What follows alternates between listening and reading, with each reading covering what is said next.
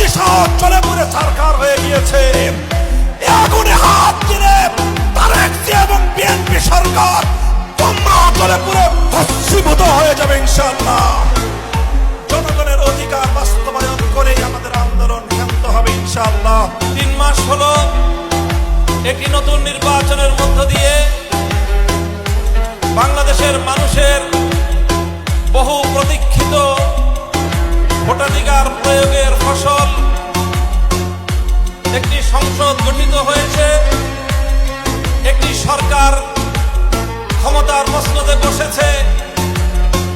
এই সময়ে বিরোধী দলগুলো দেশব্যাপী আবার দাবি দাওয়া নিয়ে রাজপথে নামতে বাধ্য হয়েছে। ঘটনাটা কি?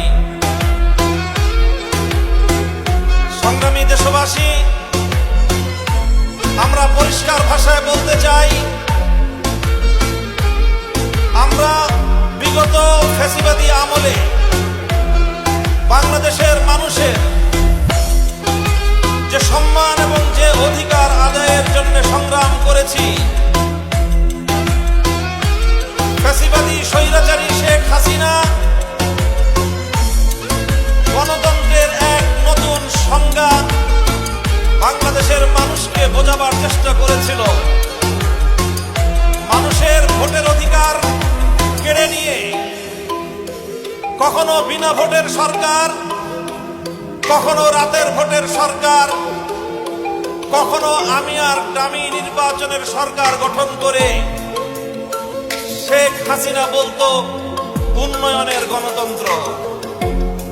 গণতন্ত্রের এক নতুন ডেফিনিশন, একটা নতুন সংজ্ঞা বাংলাদেশের মানুষকে হাইকোর্ট দেখাবার মতো করে তিনি বোঝাবার চেষ্টা করেছিলেন।